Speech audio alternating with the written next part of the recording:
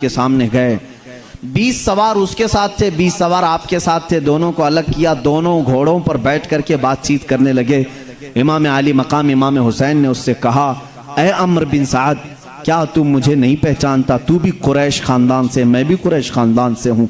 मैं फातिमा जहरा का बेटा हूँ, हैदर कर्रार का नूर नज़र हूँ। क्या तुम मुझे नहीं जानते? मैं लड़ने की गरज से नहीं आया हूँ। तुम क्यों इस तरह से आए हो? अम्र बिन साद ने कहा, फिर आप आए क्यों यहाँ तक?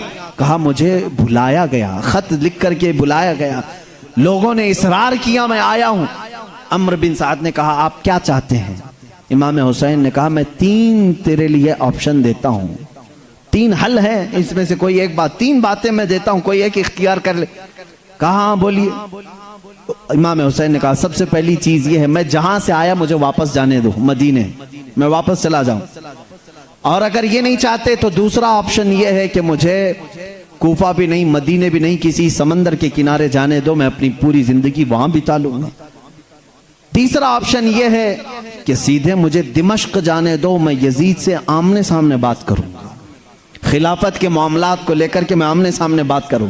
कल मैं एक रिवायत पढ़ा, अमीर मुआविया रज़ियल्लाहु ताला अन्हु का जब इंतकाल हो रहा था, बिस्तर पर थे, उस वक्त उन्होंने यजीद को बुला करके ये वसीयत की थी, वसीयत की थी। यजीद से, अपने बेटे से कहा था कि खिलाफत का हक तो अहले बैत का है, तू इमाम हुसैन से पूछे बगैर कोई काम ना करना। यह हजरत अमीर मुआविया ने वसीयत की थी अपने बेटे को। और इमाम हुसैन जानते थे कि अगर मैं सामने जाऊंगा तो मामलात बन सकते हैं, बातचीत के जरिए हल हो सकते हैं।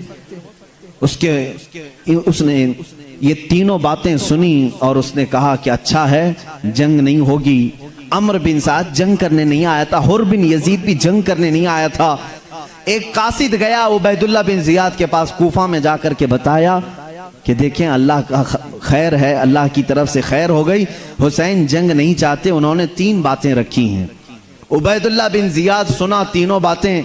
वहां एक जालिम खबीस था जिसको शिम्र जिल जोशन कहते हैं, शिम्र, वो बैठा था। उसने कहा उबैदुल्लाह बिन जियाद से, गवर्नर कूफा, अगर आप ये बातें मान लें तो आपको कमजोर कहा जाएगा, उनको ताकतवर कहा जाएगा। वो आपकी जमीन में आए हैं, बच के कैसे जाएंगे? वो आपकी जमीन तक आ गए हैं, आप उनको वैसे ही छोड़ देंगे कहीं जाने के लिए? ये फितना बहुत बड़ा हो जाएगा। उबैदुल्लाह बिन जियाद को ऐसे जालिम ने मशवरा दिया तो उसने कहा, शिम्र तेरी बात सही है, तुझे और बड़ा लश्कर देकर के मैं भेजता हूं। अम्र बिन साद से कह कि सुलह की बात हुसैन से ना करें, सीधे एक ही बात कहे कि यजीद की बैत कबूल कर ले, वरना उनका सर उड़ाया जाएगा। शिमर उसके बाद 10,000 का लश्कर लेकर के आया। कितना? 5,000 पहले से है, 10,000 का लश्कर लेकर के आया। और अम्र बिन साद और हुर बिन यजीद दोनों से कहा, गवर्नर कूफा का हुक्म है कि तुम सुलह की बातें क्या कर रहे हो हुसैन के साथ? तुम उनके साथ क्यों बातें कर रहे हो? सिर्फ एक ही बात रखो कि हमारे अमीर यजीद की बैत कबूल कर लें या तो फिर जंग के लिए तैयार हो जाएं। अम्र बिन साद ने कहा शिम्र से, तूने सारा मामला खराब कर दिया, मामला सब सही हो सकते थे। तो शिम्र ने कहा, ऐ अम्र बिन साद, अगर तू जंग में साथ नहीं आएगा तो तुझे वो ईरान की रे की हुकूमत नहीं मिलेगी। अम्र बिन साद को फिर से लालच आ गई। 8वीं मुहर्रम गुजरी, 9वीं मुहर्रम को कमक पहुंचती रही और फौज आती रही। कहां से आई? कूफा से। शाम के वक्त देखा गया 22,000 की फौज आ चुकी थी। इधर मौला हुसैन के खीमे में सिर्फ 82 लोग थे। कितने थे? 82 लोग सिर्फ। इमाम हुसैन के खीमों में सिर्फ 82 लोग हैं, और उसमें बीवियां भी हैं, औरतें भी हैं, बच्चे भी हैं, सब मिला के 82 हैं। और 82 लोगों से लड़ने के लिए कितने आए हैं? 22,000। ये कितने गुना बड़ा लश्कर है। इसीलिए पहले से जमाने का ये खौफ हमने देखा है। रसूल करीम सल्लल्लाहु अलैहि वसल्लम से जो निस्बत रखते हैं वो थोड़ी ही तादाद में क्यों ना हो, लाखों उनसे घबराते जरूर हैं। यजीद के खीमे में अगर घबराहट ना होती तो 22,000 का लश्कर थोड़ी ना भेजा जाता, 22,000 का लश्कर नहीं भेजा जाता। उनके अंदर का खौफ ही बता रहा है कि हाशमी जवानों के लिए 22,000 भी कम हो सकते हैं। उनके मुकाबिल में इतनी बड़ी फौज आई। आज भी है मुसलमानों, घबराओ मत, कभी भी अपनी तादाद पर तवज्जो भी मत करना, तादाद पर कभी भरोसा नहीं करना। हमने देखा है हमारे असलाफ में जब एक ऐसा भी बादशाह आया था जो आज के डिक्टेटर गधे से भी बड़ा खतरनाक था, वो अकबर बादशाह जो पूरे दीन को खत्म कर दिया था। उसने दीन इलाही का ऐलान कर दिया था, दीन इलाही का ऐलान कर दिया। और वो उस वक्त डेमोक्रेसी नहीं थी, वो इलेक्शन से नहीं आया था, बादशाह था, उसने सारा दीन इस्लाम चेंज कर दिया था। उस बादशाह के खिलाफ आवाज उठाने के लिए मुसलमानों की एक बड़ी फौज नहीं, सिर्फ एक आलिम रब्बानी मुजद्दिद अल्फसानी खड़े हुए थे। मुजद्दिद अल्फसानी ने आवाज लगाई, आवाज में अल्लाह ने वो तासीर अता की थी जिस तरफ आप लोगों को बुलाते जौक लोग तौबा करते थे। अकबर बादशाह ने बादशाही ऐलान करके मस्जिदों के मिंबर पर मूर्तियां रख दी थी, अजानों की जगह सीप बजाना पाबंदी लगा दिया था। मगर मुजद्दिद अल्फसानी ने आवाज लगाई, हिंदुस्तान की सरजमीन में बादशाह अकबर का दीन नहीं चलेगा, मुहम्मदुर रसूलुल्लाह का दीन ही कायम रहेगा। उनकी इस आवाज पर बादशाह ने कैद किया, इमाम रब्बानी को कैद किया, जेल में डाला। जानते हैं 700 लोगों को जेल में डाला गया, 700 लोगों को जेल में डाला गया, तकरीबन 10 साल तक जेल में रखा गया। अकबर मर गया, खत्म हो गया। बाद में उसका बेटा बैठा, जेल की खबर लेकर के एक जल्लाद आता है, कहता है जेल पता नहीं एक अलग सा मामला हो गया है। पूछा क्या हुआ है? कहा एक कैदी को 10 साल पहले तुम्हारे बाप ने कैद किया था, उसने पूरे 700 कैदियों को आलिम दीन बनाया है, जेल में बैठा है, हदीस का आलिम बनाया है, तफसीर का आलिम बनाया है। जेल के वो कैदी जो मुख्तलिफ जराइम में आए थे, आज उनकी जुबानों से तफसीर कुरान है, हदीस रसूल है। आलिम रब्बानी एक भी हो तो तहलका मचाने के लिए काफी होता है, बस काफी है, तादाद की जरूरत नहीं है। मेरे अजीजों, एक बात याद रखें, हम थोड़े भी हों तो अल्लाह हमारा रौब दुश्मनों के दिल पर पहले से डाल रखा होता है। तुम ना घबराओ, अल्लाह तुम्हारे साथ है, अल्लाह हमारे साथ है। हम क्वांटिटी को नहीं देखते, हम क्वालिटी को देखते हैं। ईमान है तो बस काफी है, फिर तुम्हारे पास तलवार हो, हथियार हो ना हो, कुछ फर्क नहीं पड़ता। इसलिए कि हिंदुस्तान भी जो मर्द कलंदर आया था, सुल्तानुल हिंद गरीब नवाज कोई तलवार लेकर नहीं आया था। चंद सालों की मेहनत शाक़ा थी कि हिंदुस्तान के कोने कोने में इस्लाम की दिया रोशन करके चला गया। हाँ, आज रोक सकते हैं तो रोकेंगे, जेल में डाल सकते हैं तो डालेंगे, लेकिन हमारी तारीख बताती है अल्लाह हमारा हामी व नासिर व मददगार है। हमारे बुजुर्गों के बाज वो हैं जिनके जनाजे भी जेल से निकले, इस्लाम खत्म नहीं हुआ। इमाम मूसा काजिम को जो अहले बैत में से हैं, बगदाद के खलीफा ने मुकम्मल 7 साल तक हर साल कोड़े मारे, कैद किया, लेकिन क्या अहले बैत खत्म हुए? क्या इस्लाम खत्म हुआ? इमाम आजम अबू हनीफा को कैद में रखा गया, जेल में रखा गया, लेकिन न फिक़े हनफी खत्म हुई, न इस्लाम खत्म हुआ। आज इमाम आली मकाम के मुकाबिल में 22,000 का लश्कर आया। ये टिड्डी दिल हैं, टिड्डी दिल हैं। टिड्डी दिल किसको कहते हैं? जो झुंड के झुंड आते हैं लेकिन उनके अंदर दिल नहीं होता, यानी जो पुख्ता यकीन होता वो नहीं होता। अभी करबला के मनाजिर में सुनाऊंगा, आपको पता चलेगा। वो आए तो थे, वो सब डमी पीस थे। वो यजीद के जितने लश्करी थे वो डमी पीस होते हैं ना, जबरदस्ती ताज पहना करके, जबरदस्ती सूट पहना करके कुछ लोगों को लाया जाता है जिनको पढ़ना भी नहीं आता, वो डमी पीस होते हैं। ऐसे बाज पीछे बैठ करके हुकूमत तक करते हैं डमी पीस को लेकर के, उनसे ना घबराना। हुसैन आजम के एक छोटे शहजादे ने, अली अकबर ने तन्हा यजीदियों के 22 लोगों को कत्ल किया है। कोई है जो उनके मुकाबिल में है? मैं भी सुनाता हूं इमाम कासिम ने कैसे किया। अजीजा ने गिराम, ये 9वीं मुहर्रम थी, 22,000 का लश्कर आया।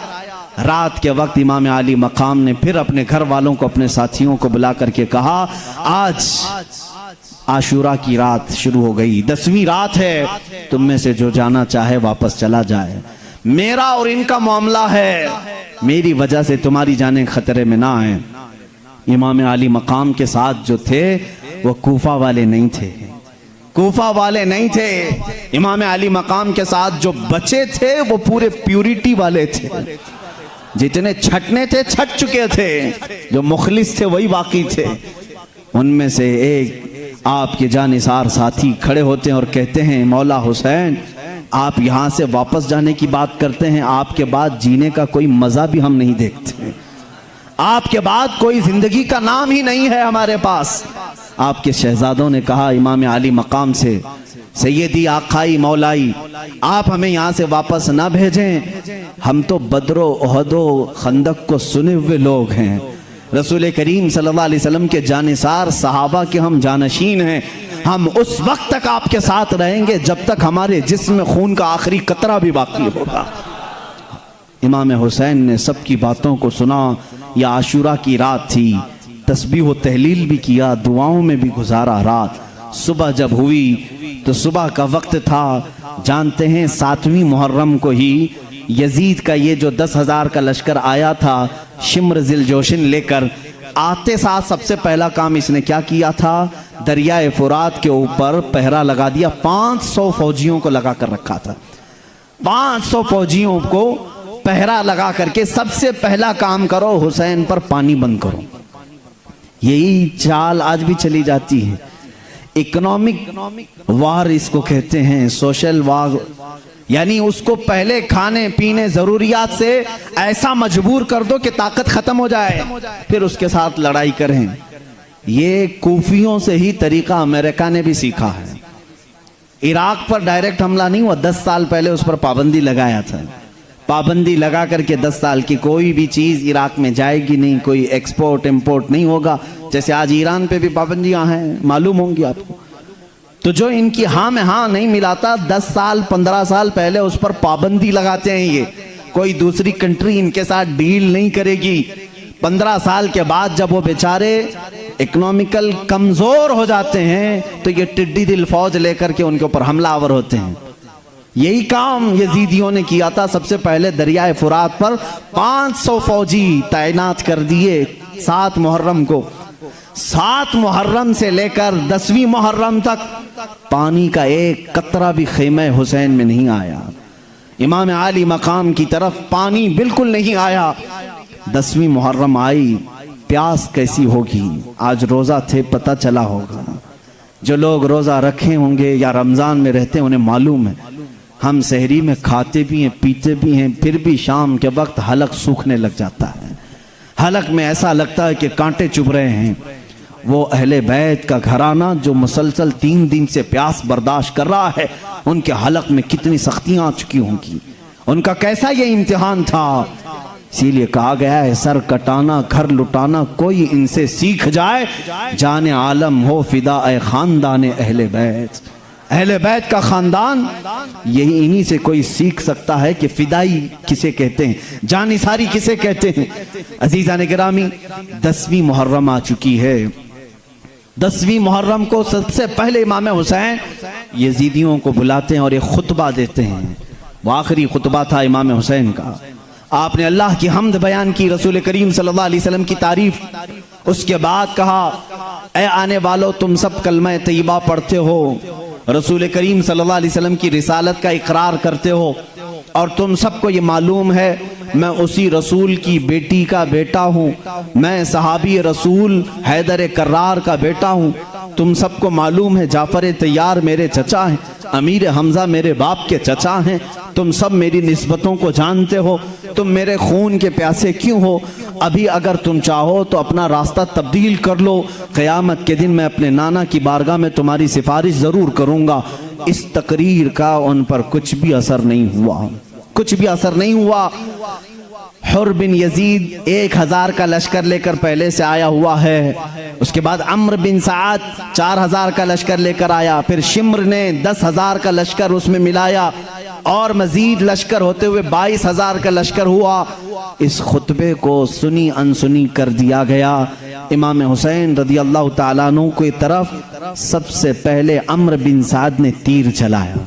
कहा जंग का बिगल बज गया तो तो सबसे पहले हुर बिन यजीद सुबह के वक्त अम्र बिन साद के पास आया और कहा, अरे कमबख्त, क्या तू जंग करना चाहता है? नवासा रसूल है वो फातिमा जहरा का बेटा है। अम्र बिन साद से कहा, क्या हकीकत में तू जंग करना चाहता है? अम्र बिन साद ने कहा, क्या करूं, ये मेरी मजबूरी, अगर ना मैं करूं तो मेरे हाथ से ईरान की हुकूमत चली जाएगी, मेरे हाथ से ईरान की हुकूमत चली जाएगी। हुर बिन यजीद सबको समझाने लगा, कूफियों को, तुम सबको मालूम है हुसैन ने जो खुतबा दिया यह हमारा इस्लामी खुतबा है, हम कैसे भला एक मुसलमान को कत्ल करना हमारे यहाँ जायज नहीं, नवासे रसूल को कैसे कत्ल करें। हुर बिन यजीद की ये बातें सुन करके कूफियों ने कहा, क्या है हुर, तो यजीद की तरफ से आया है, उबैदुल्लाह बिन जियाद की तरफ से आया है, ये कैसी बातें कर रहा है। हुर बिन यजीद ने कहा, अगर तुम हकीकत में जंग ही करना चाहते हो, तुम्हारी नसीब में, अगर तुम्हारे हिर्स में ईरान की हुकूमत ही है तो तुम्हें मुबारक हो ये जंग, तुम्हें मुबारक हो ये ईरान की हुकूमत, मैं जाता हूँ नवासे रसूल के पास। हुर बिन यजीद अपने घोड़े को वहाँ से पलटा दिया और सीधे खीमे हुसैन में आया, घोड़े पर ही बैठा है और वहीं से कहता है, मौला हुसैन मुझे माफ़ कर दें, मैंने ही सबसे पहले आपका रास्ता रोका, लेकिन दिल में मेरे कभी ये ख्याल भी नहीं था कि मैं आपके साथ कत्ल व क़िताल का मामला करूँगा, आपके खून से अपने हाथों को रंगूंगा, कभी मैंने सोचा भी नहीं। ए हुसैन आज़म, आपकी कदर व मंजिलत का मैं एतराफ़ करता हूँ, मुझे माफ़ करें। इमाम हुसैन ने कहा, घोड़े से तो नीचे उतर आ जा, आ तो जा। देखें अल्लाह कब किसका दिल बदलता है, कब किसे हिदायत नसीब होती है। उस हुर बिन यजीद तमीमी ने कहा, मौला हुसैन अब घोड़े से मेरे उतरने का वक्त नहीं, सबसे पहले आपके खीमे की तरफ से मुकाबले के लिए अगर कोई जाएगा तो वो मैं पहला जाऊंगा। दुश्मन के खीमे से सिपाही कैसे पैदा होता है, ये इस्लाम तुम्हें बताएगा करबला के मैदान से। आज मेरा यकीन है पूरे लोग आ जाएं मुकाबले के लिए, देखना मेरा मौला कब किसका दिल बदलता है और उसकी बर्छी सबसे पहले तुम्हारी तरफ निकलेगी। इसीलिए इकबाल ने कहा था, हरम को मिल गए पासबां सनम खाने से, हरम को मिल गए पासबां सनम खाने से। बुतों की जो पूजा करते थे बाद में देखा गया है कि वो खाने काबा के मुहाफिज भी बन गए हैं। जो लोग रसूल करीम सल्लल्लाहु अलैहि वसल्लम की किरदार कुशी करते थे वही दीन मतीन की हिफाजत करने वाले भी बन गए हैं। इराक में ऐसा हुआ था, इमाम इब्ने हजर अस्कलानी ने वाक़या लिखा है, तातारियों के ज़माने में मुसलमानों का कत्ले आम हो गया था। देखें अल्लाह कब किसका दिल बदलता है। मैं तो दुआ करता हूँ अल्लाह सबको हिदायत अता फरमा दे। जो इस्लाम की दुश्मनी में पल रहे हैं मौला उनके दिलों को बदल दे, उनके दिलों को बदल दे। रब्बे जुल जलाल बदल चाहे तो उसके लिए कोई बईद बात नहीं है। इराक में, बगदाद में जब सारे मुसलमानों को कत्ल किया जा रहा था, मुसलमानों की खोपड़ियों से मीनार तामीर किए जा रहे थे। उस वक्त जो बादशाह था चंद उलमा को कैद करके पीछे हाथ बांध करके महल में लाया और एक ईसाई बादशाह को लेकर आया, कहा इनके नबी की शान में तो बुरे बुरे जो बातें हो सकती हैं सब कहें, इनको बता, ये बहुत मोहब्बत रसूल, बहुत मोहब्बत रसूल करते हैं। इनको सुना इनका नबी क्या था। मुआज़ल्लाह एक ईसाई पादरी को लाया गया, ज़र खरीद था, पैसे दे करके लाया गया, उलमा के हाथ बांधे गए हैं, महल में लिटाए गए हैं, बादशाह कुर्सी पर है। लेकिन इत्तेफाक ऐसे कि वो बादशाह कुत्ता पालने का शौकीन था, उसका कुत्ता भी बड़ा पालतू था, फालतू नहीं था, पाला हुआ, और उसके गले में सोने की जंजीर बंधी रहती थी। बादशाह का है सोने की जंजीर। आज भी मर्सिडीज में बैठते हैं कुत्ते, कुछ हैं तो जिसका जैसा कुत्ता है वो बादशाह का कुत्ता सोने की जंजीर में बंधा रहता था। ईसाई पादरी पूरे मजमे में खड़े होकर के बयान करना शुरू किया, मोहम्मद ऐसे थे वैसे थे, मुआज़ल्लाह रब्बिल आलमीन। कुत्ता वहां से भौंकना शुरू कर दी, कुत्ता भौंकना शुरू कर दिया मजमे में, पूरी खलबली मच गई। ईसाई बात बंद कर दिया। फिर थोड़ी देर के बाद कुत्ता खामोश हुआ, उसने दोबारा शुरू किया, कुत्ता फिर भौंकने लगा। ईसाई बादशाह से लोगों, वो ईसाई पादरी से लोगों ने कहा कि देखो तेरी शायद आवाज उसे अच्छी नहीं लग रही है या बातें, इसलिए ये भौंक रहा है। ईसाई ने कहा अरे वो कुत्ता है, मेरी बात क्या समझेगा, कुत्ता है। इसीलिए कुत्ते को भी हम गुस्ताखे रसूल नहीं कहते, जानवरों को भी हम गुस्ताखे रसूल नहीं कहते, और किसी गुस्ताखे रसूल को कुत्ता भी मत कहना, ये कुत्ते की शान के खिलाफ है, कुत्ते की शान के खिलाफ। हाँ, गिरगिट कह सकते हैं, गिरगिट गुस्ताख रसूल है। फरमाया गया गिरगिट को जहां देखो एक ही मार में मारो, सवाब है, सवाब है, एक ही मार में मारो, सवाब है। गुस्ताख रसूल को एक ही मार में मारो, गिरगिट को, गिरगिट को। कुत्ता भौंकने लगा दूसरी बार, फिर उसने तीसरी बार फिर गुस्ताखी शुरू की। मजमा वाह कर रहा होगा हुजूर की शान के खिलाफ, लेकिन वो उलमाए रब्बानीन हाथों में बंधे हुए हैं, जंजीरों से बंधे हुए हैं। अचानक कुत्ता जंजीर तोड़ करके बाहर आया, सोने की जंजीर तोड़ करके उछला, सीधे जा करके उस ईसाई पादरी के सीने पर दबोच लिया और ऐसे उसके ऊपर हमला किया कि पल भर में उसके पेट को चाक कर दिया, उसके जबड़ों को फाड़ दिया। इस कुत्ते का यह हाल देख करके सब पर हैबत तारी हो गई, सब पर हैबत तारी हो गई। कुत्ता किसी के संभाले से संभलता नहीं था। इमाम इब्ने हजर अस्कलानी रहमतुल्लाह अलैह ने यह लिखा है, कुत्ता पागल नहीं था, होश वाला कुत्ता। पागल कुत्ता काटे तो समझ में आए, होश वाला कुत्ता, बादशाह का पाला हुआ कुत्ता, फाड़ कर खत्म कर दिया। मजमे में सन्नाटा तारी हो गया, बादशाह भी चुप, वजीर भी चुप, कोई कुछ नहीं किया। कुत्ता सीधा जाकर वहीं खड़ा हुआ, लेकिन इसका असर क्या हुआ जानते हैं? मजमे में मौजूद 1000 से ज्यादा लोगों ने कलमा तैयबा पढ़ना शुरू किया। हाँ, मोहम्मद अल्लाह के सच्चे रसूल हैं, जिनकी रिसालत का इकरार जानवर भी करते हैं। उनकी शान के खिलाफ जानवर सुनना पसंद नहीं करता। अजीज़ा ने गिरामी वक़ार, मैं कहता हूँ काश उस कुत्ते जैसी भी हरकत हमारे अंदर होती तो आज कोई मेरे आका की शान में उंगली नहीं उठा सकता था, जुबान नहीं खोल सकता था। बहरहाल मेरी बात यहाँ इसलिए आई कि उसी मजमे में जिन्होंने मुसलमानों का कत्ल किया, खोपड़ियों से तामीर किया, लेकिन अल्लाह ने उनके दिल बदला और वही तातारियों को ख़त्म करके इस्लामी हुकूमत को कायम करने वाले बने। मुझे उम्मीद है कि जो आज इस्लाम दुश्मनी में रट लगाए हुए हैं और अपनी ज़ुबानों से बक बक बक बक सुबह शाम करते हैं, एक दिन आएगा मौला तुम्हारी नस्ल में से ही मुहाफ़िज़ इस्लाम भी पैदा करेगा, इस्लाम की हिफाजत करने वाला पैदा करेगा। करबला के मैदान में ये हमने रियल देखा है। हुर बिन यजीद लड़ने के लिए आया था इमाम हुसैन से, जंग का दिन शुरू हो रहा है 10वीं, लेकिन कूफियों को ठोकर मारा, हुसैन आजम के खीमे में आकर पनाह ले ली। इमाम आली मकाम ने कहा घोड़े से तो उतरो, कहा अब उतरने का वक्त नहीं, सबसे पहला मैं आपकी तरफ से जाऊंगा, और उन्होंने किया भी। इमाम आली मकाम की तरफ से सबसे पहले जाने वाले हुर बिन यजीद थे। हुर बिन यजीद तमीमी रदियल्लाहु तआला अन्हु वारदाहु अन्ना, अगर वो कूफियों के साथ होते तो कसम खुदा की कभी हमारी जुबान से रदी अल्लाह अन्हु नहीं निकलता।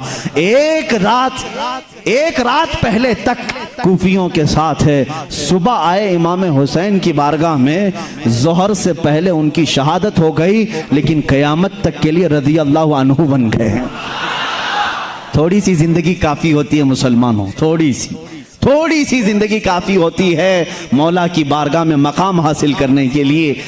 एक रात पहले तक यजीदी है, सुबह हुसैनी हो गया, सुबह हुसैनी हो गया, दोपहर से पहले शहीद भी हुआ।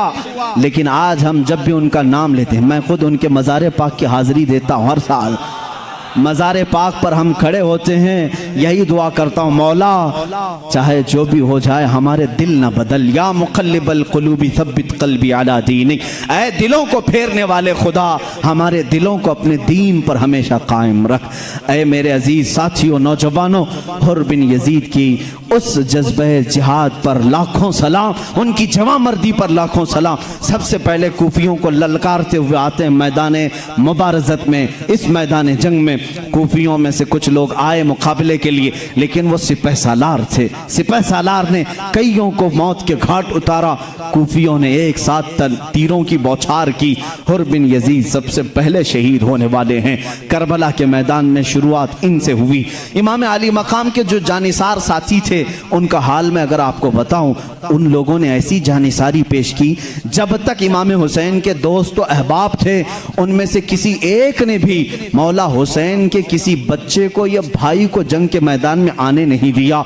जब तक दोस्त तो अहबाब थे, सबों ने कहा था कि हुसैन आजम के घर का कोई बच्चा पहले नहीं आएगा जब तक हम जिंदा हैं। उसमें हजरत ज़ुहैर बिन क़य्यिन हैं, हजरत कैस हैं, हजरत अब्दुल्ला बिन वहब हैं, हजरत हबीब इब्न मुज़ाहिर ताहिर हैं, हजरत मुस्लिम बिन औसजा असदी हैं। ये सब वो साथी हैं मेरे आका हुसैन आजम के जो सबसे पहले खुद अपनी जान का तोहफा लेकर के आए। हर कोई आता था। एक हैं अब्दुल्ला बिन वहब। अब्दुल्ला बिन वहब, ये भी देखें दिल कैसे बदलते हैं। मौला हुसैन का काफिला जब कूफा की तरफ जा रहा था, वो हज करके जा रहे थे। अब्दुल्ला बिन वहब शुरू में उनके पास कोई ऐसी ज्यादा जज्बाती बातें नहीं थी अहले बैत को लेकर के। वो हज करके वापस जा रहे थे उनकी बीवी के साथ।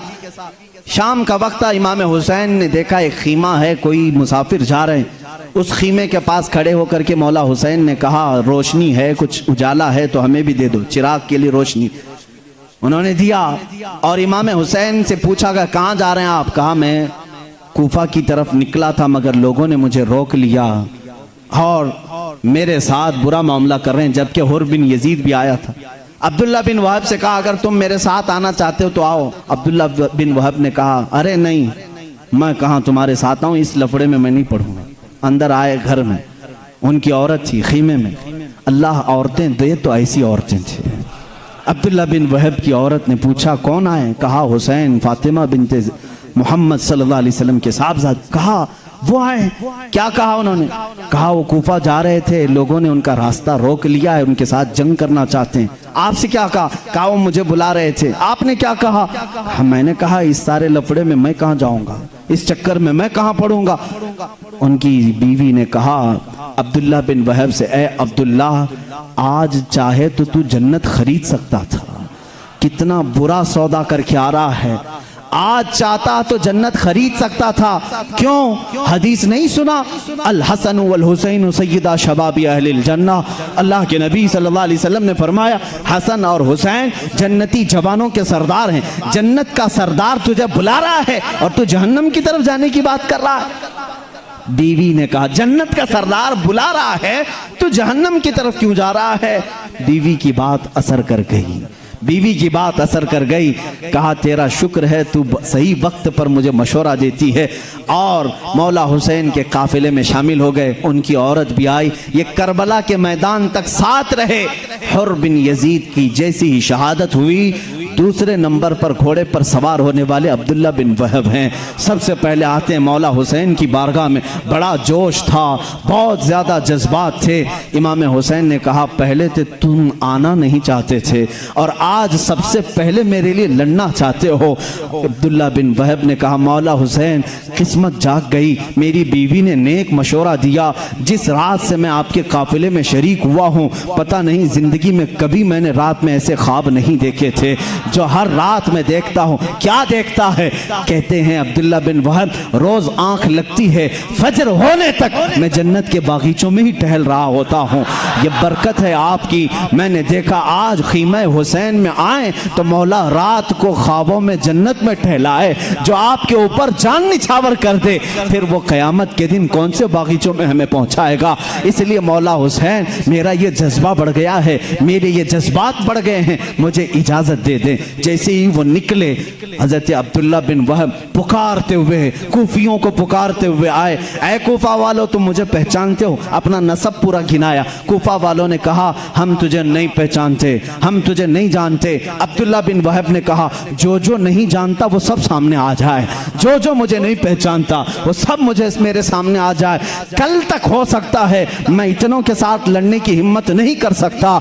आज मेरी निस्बत फातिमा के लाल से हो चुकी है। तुम्हारे से बड़ा लश्कर भी आए तो मैं उसे दावत मुबारज़त दे सकता हूँ। ऐ गयूर नौजवानों, हमेशा ये हुसैनी किरदार है। क्वांटिटी को से देख करके कभी खौफ नहीं खाना, डरना नहीं। अब्दुल्ला बिन वहब घिर गए उनके मजमे में। और देखो तो सही, कूफी जब हमला आवर होते थे तो टिड्डी दिल, एक के बाद दूसरा, दूसरे के बाद तीसरा। जंग का उसूल ये होता था, एक पहलवान आए तो इधर से भी एक पहलवान आए, उधर दो आए तो इधर से भी दो आए। लेकिन बाद में ये उसूल तोड़ देते थे ये बुज़दिल्लो, जब एक से इनका काम नहीं चलता तो 10, 20, 30, 40 भेज देते थे। हजरत अब्दुल्ला बिन वहब के ऊपर इसी तरह 40 से ज्यादा लोग हमला आवर हुए, लेकिन मजाल है उनको कोई हिला सके। क्या हुआ जानते हैं? जो खीमे लगे होते थे लकड़ियों से, खीमे लगे होते थे। अब्दुल्ला बिन वहब देख रहे हैं उनकी बीवी खीमे की लकड़ियां उठा करके मैदान में आ चुकी हैं, खीमे के चौब लेकर के आई हैं। अब्दुल्ला बिन वहब घोड़े पर हैं, वो सिर्फ खीमे की लकड़ियां अपने हाथ में लेकर कूफियों के पेट में मारती जा रही हैं।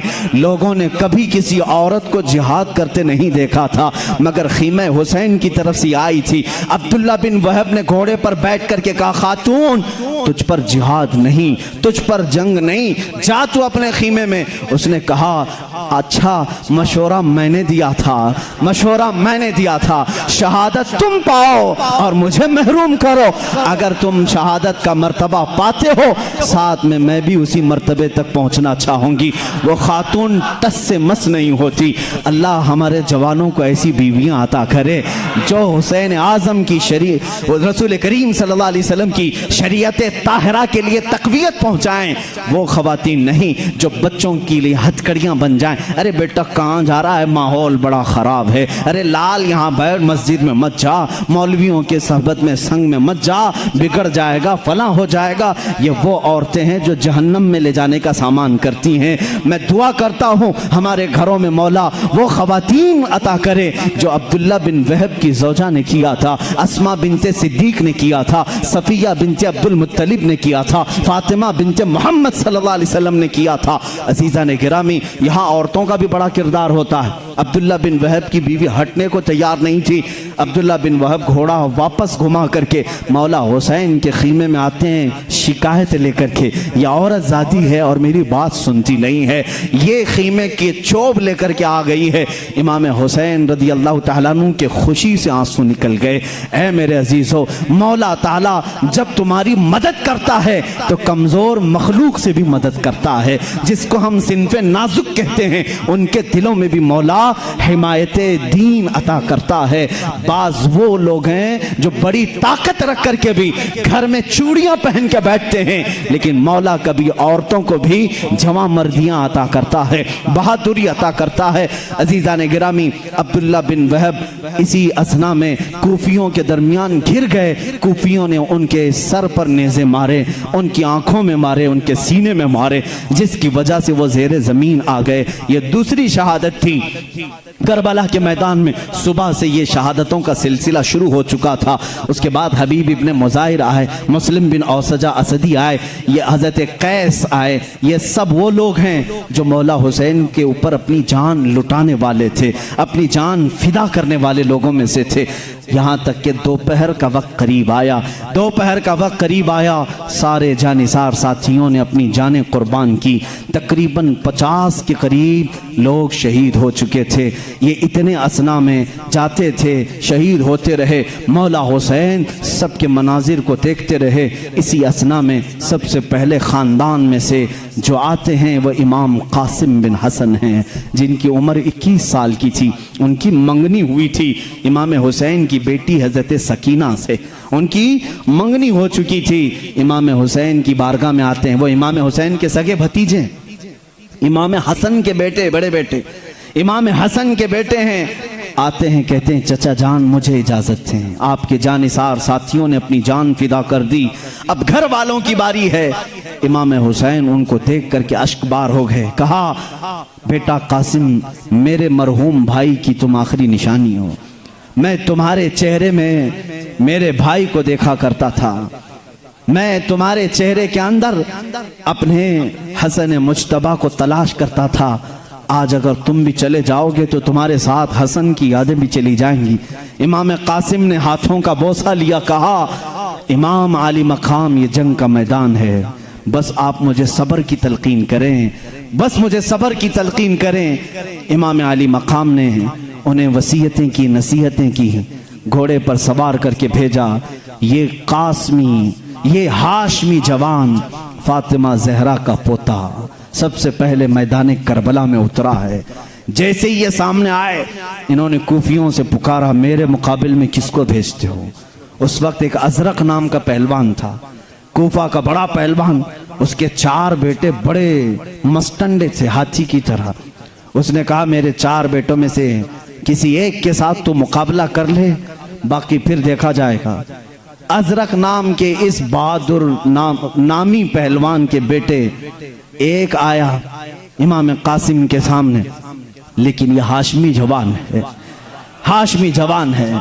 यहाँ तलवार चलाना और तीर चलाना सिखाया नहीं गया है, बल्कि ये मुस्तफ़ा करीम सल्लल्लाहु अलैहि वसल्लम का घराना है, जहाँ जिब्राइल अमीन उन्हें सिखा चुके हैं। मैंने कल नहीं बताया, हसन और हुसैन कुश्ती भी लड़ रहे हो तो एक तरफ सैयदुल मलाइका है, दूसरी तरफ सैयदुल अंबिया। जिन घरों में कुश्ती के उस्ताद सैयदुल अंबिया हों और सैयदुल मलाइका हों, भला उनको मुबारज़त और जंग की तालीम कोई दूसरा दे सकता है? इमाम कासिम के सामने आया, एक हाथी का सोंड गिर गया, अजरक का बेटा पहला ही फना फिन्नार हुआ। दूसरा आया, थोड़ी देर टिक नहीं पाया, कत्ल हो गया। तीसरा आया, चौथा आया, चारों छाने चित कर दिया। अजरक को बड़ा गुस्सा आया, इन बेटों को पता नहीं कितने दिनों से घी पिलाया होगा, क्या क्या खिलाया होगा, और भेजा भी तो फातिमा के लाडले के पास भेजा, और इसने चंद मिनटों में सबका सफाया कर दिया। वो गुर्राता हुआ आया, काहे कुफियो, अब मेरे ऊपर बदला लेना वाजिब हो गया है, इंतकाम लेना वाजिब हो गया है, मैं जाता हूँ। वो आया खुद, उसके बारे में मशहूर था कि वो 100 लोगों से भी लड़ सकता था, लेकिन यहाँ इमाम कासिम के साथ आया है। इमाम कासिम जंग के बड़े माहिर थे, 21 साल की उम्र थी, महारत बहुत थी, पलट पलट करके हमला करना जो हैदर कर्रार की सिफत उनके अंदर थी।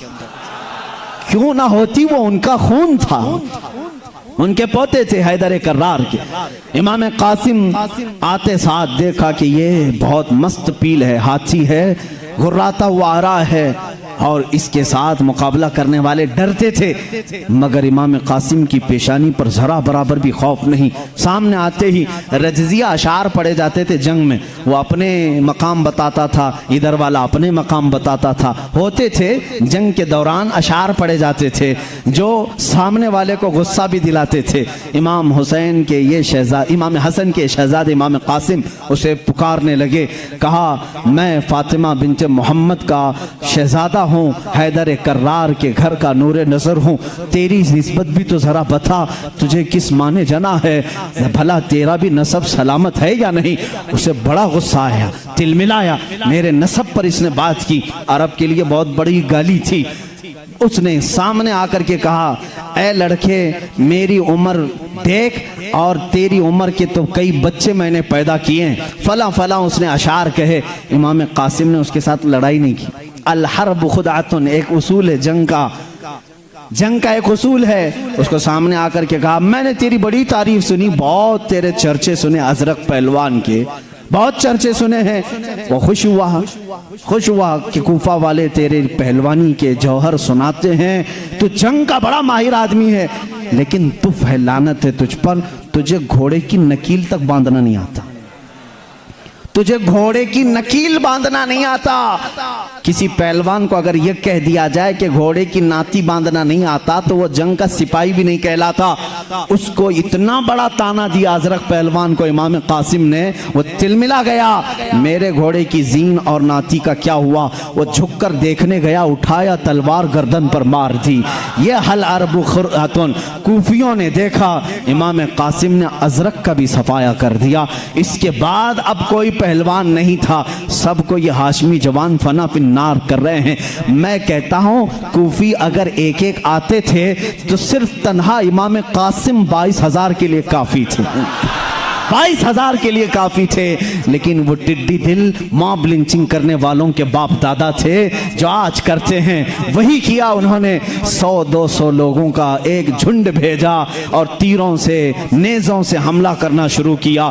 इमाम कासिम पर चारों तरफ से उन्होंने घेर लिया, नेज़े मारे, तलवारें चलाई, हर जगह हवा में तलवारों के चमकने की और लहराने की आवाजें आ रही।